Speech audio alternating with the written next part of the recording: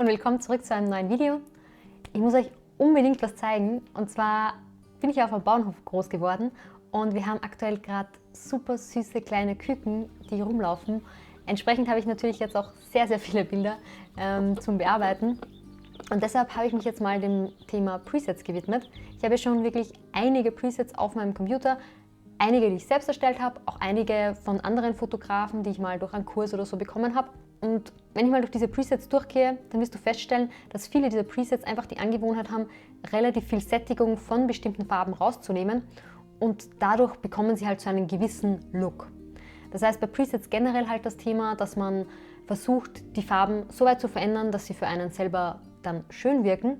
Die Thematik ist nur immer, wenn du ein Preset auf Basis von einem Bild erstellst, das heißt, du bearbeitest das Bild so, wie es dir gefällt und erstellst dann daraus ein Preset, dann hast du meistens die Problematik, dass das wirklich nur für dieses eine Bild anwendbar ist und vielleicht, wenn du eine Serie geshootet hast und da ähnliche Bilder dabei rausgekommen sind, dann kannst du es auch noch dafür verwenden, aber für den Großteil deiner Bilder wird es dann einfach nicht reichen, weil jedes Bild hat so seine eigenen Farben drinnen und eigentlich solltest du ein Preset so erstellen, dass du es nicht nur für 3-4 verschiedene Farbgebungen, die du ein Bild drinnen hast, machst, sondern für sämtliche Farben einmal auf dein bestimmtes Farbgefühl abgestimmt. Und ich habe mir lange Zeit mit Presets wirklich schwer getan, weil ich immer versucht habe, auf Basis von einem Bild ein Preset zu erstellen. Und das war eigentlich der größte Fehler, weil du in einem Bild nur eine gewisse Anzahl an Farben drinnen hast. Das heißt, du wirst nie alles so anpassen, dass sie dir wirklich gefallen. Deshalb habe ich jetzt einen anderen Ansatz gewählt, um ein Preset zu erstellen, und den möchte ich euch zeigen. Um den optimalen Ausgangspunkt für dein Preset zu wählen, brauchst du ein Bild, wo sämtliche Farben drinnen vorkommen, in sämtlichen Helligkeitsstufen und in sämtlichen Sättigungsbereichen. Das wäre eigentlich so das Optimum, das du haben kannst, damit du relativ schnell siehst, wenn du dir eine Farbe komplett versaust. Das heißt, mein unkonventioneller Ansatz dazu ist es, so ein Bild zu verwenden. Das kannst du dir online einfach runterladen, wenn du nach Farbpalette, Farbkreis suchst. Ich habe das Bild jetzt so weit verändert, dass links ist eben das Ausgangsbild und das rechts ist eben, soweit ich die Farben angepasst habe, dass sie für mich und für mein Auge wirklich schön wirken.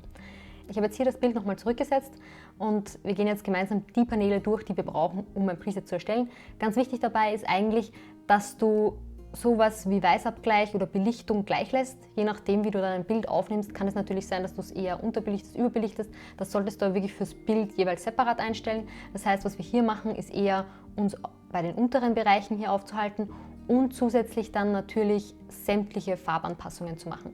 Das heißt, Dinge, die wir hier machen, sind Lichter anpassen, tue ich ganz gern. Ich ziehe auch gern die Tiefen ein bisschen hoch, damit die Farben einfach ein bisschen heller und freundlicher werden.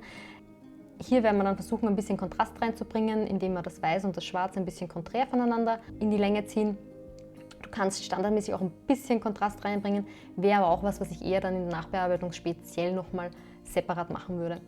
Dann natürlich, dadurch, dass wir Farbanpassungen machen, ist Dynamik und Sättigung immer ganz wichtig. Ich finde es immer ganz schön, und das kannst du bei dem Bild dann auch wirklich schön sehen, wenn du die Sättigung anpasst, dann werden wirklich alle Farben teilweise gleichmäßig schlimmer. Deswegen versuche es meistens so zu machen, die Sättigung ein bisschen runterzunehmen, aber dafür die Dynamik etwas zu boosten, aber eben auch nicht zu stark, sodass es halt fürs Auge doch noch relativ schön ist. Gradationskurve, auch ein Thema, das du normalerweise als Fotograf doch relativ häufig anpasst, einfach um einen gewissen Kontrast reinzubringen. Das heißt, wir können hier so die klassische S-Kurve machen, so die hellen Bereiche noch ein bisschen heller machen, genauso die Mittelwerte, aber hier dann die dunkleren Werte ein bisschen nach unten. Und wir haben hier in der Mitte, das siehst du auch ganz schön, dieses wirklich komplette reine Schwarz. Das ist etwas, das wir gern so ein bisschen ins Dunkelgrau ziehen, damit der Kontrast in der Mitte eben nicht ganz so stark und nicht ganz so penetrant wirkt. Im Farbmischer werden wir jetzt wirklich jede einzelne Farbe mal durchgehen. Da ist es so, dass ich zum Beispiel beim Rot das gern habe, dass es ein bisschen mehr so ins Rosa geht. Das finde ich eigentlich immer ganz schön. Die Sättigung nehme ich gerne ein bisschen raus, weil mir das Rot sonst einfach zu markant wird. Und bei der Luminanz mache ich die Rottöne gern ein bisschen heller, damit sie da eigentlich wieder relativ schön in die Farbharmonie reinpassen. Das kannst du jetzt hier durchgängig eigentlich bei allen Farben machen, dass du es eben nach deinen Wünschen ein bisschen anpasst. Ich bin auch kein Fan davon, zum Beispiel, wenn das Orange zu sehr ins Gelb geht. Das heißt, bei mir ist es eher so, dass ich mehr dieses gesättigte Orange super schön finde. Und auch da können wir eben dann bisschen die Sättigung raufgeben und auch die Helligkeit. So kannst du jetzt eigentlich bei jeder Farbe eigentlich so weitergehen, sodass die für dich wirklich harmonisch und schön ausschauen. Danach kommen wir zum Color Grading. Im Color Grading ist eigentlich immer so, dass du versuchst, irgendwo Komplementärfarben zu bilden. Das heißt, normalerweise, dadurch, dass die Schatten blau sind, kann man diesen Effekt noch ein bisschen verstärken. Das heißt, man gibt hier in die Schatten noch mehr Blau rein und in die hellen Bereiche dann zum Beispiel mehr das Gelb. Ich mache es jetzt hier mal ganz stark, damit du wirklich siehst, wo diese Farbanpassung auch ankommt. Im Endeffekt ist es aber dann so, dass ich das Ganze sehr stark zurücknehme, weil ich ja nur so ein bisschen diesen Effekt haben will, aber eben nicht zu stark sichtbar. Und dann zu guter Letzt gehen wir jetzt noch in die Kalibrierung. Kalibrierung ist immer so etwas, wenn du es an einem normalen Bild machst, wo nur gewisse Farben vorhanden sind, dann merkst du meistens gar nicht, wie du dir gewisse Farben eigentlich absaufen lässt. Das heißt, hier an Basis des Farbrads eigentlich recht schön zu sehen, weil du dann relativ schnell feststellst, wenn eine Farbe die komplett absäuft, hier eigentlich kein Rot mehr vorhanden ist. Was ich persönlich nicht so schön finde, weil natürlich dann auch die ganzen Violetttöne verloren gehen.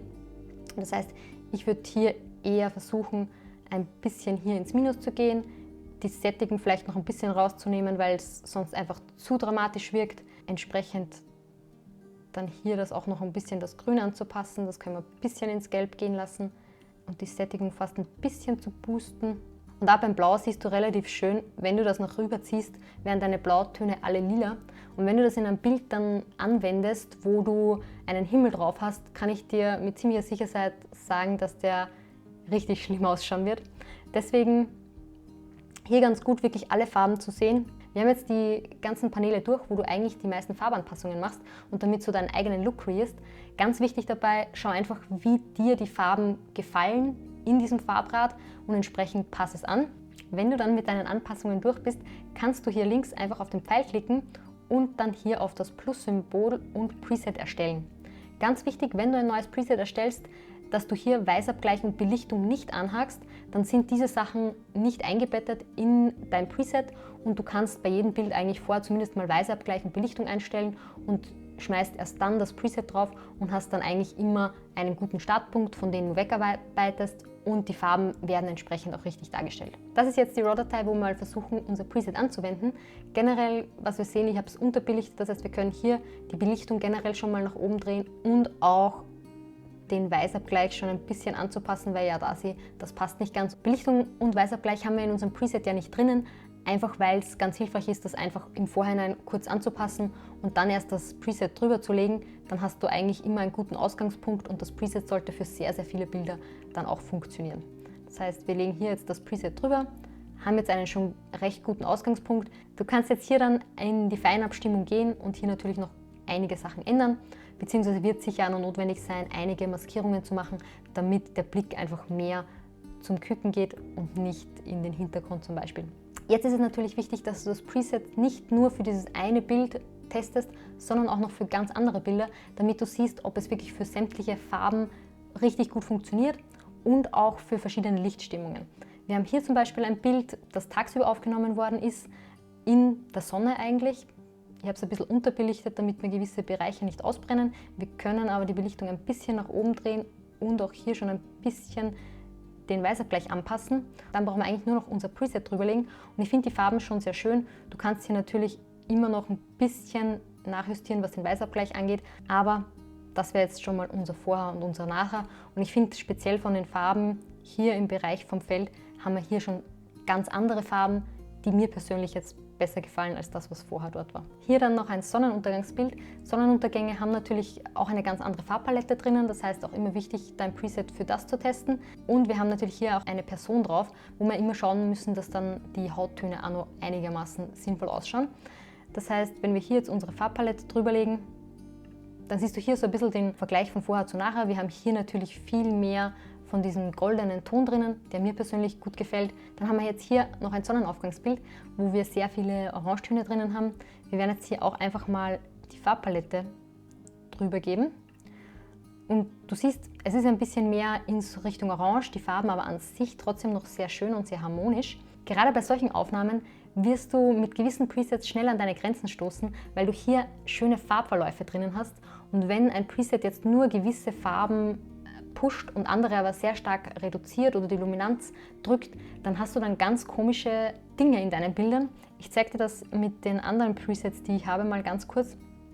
Zum Beispiel hier, wenn ich das drüber lege, dann siehst du hier bei der Sonne schon recht stark, dass da komische Flecken entstehen. Oder auch zum Beispiel bei dem Preset, da bekommst du dann ganz eigenartige Verläufe und Flecken, die vorher nicht da waren, einfach weil das Preset nur gewisse Farben wirklich so als Ziel hat und diese dann verändert und eben nicht die komplette Farbharmonie berücksichtigt. Auch bei dem Bild zum Beispiel, wir haben hier dann auch sehr starke Vignette drauf. Vignette auch sowas, wenn du jetzt relativ viel Landschaft fotografierst, macht eine Vignette im Preset oft weniger Sinn, einfach weil du meistens einen relativ einheitlich gefärbten Himmel zum Beispiel hast und mit einer Vignette oft dann so schiere Ecken entstehen, die halt dunkler sind und man eigentlich relativ schnell merkt, okay, da ist eine Vignette angewendet, macht den Himmel aber jetzt irgendwie total komisch. Das heißt, speziell für den Bereich dann eher nicht so sinnvoll. Bist du Porträtfotograf, kannst du die Vignette gern standardmäßig einfach draufpacken, weil du ja normalerweise die Person irgendwo im Zentrum hast und rundherum ja alles ein bisschen dunkler dargestellt werden soll. Ich zeige dir jetzt noch ein paar Vorher-Nachher-Bilder, damit du siehst, dass das Preset wirklich auch für andere Sachen anwendbar ist.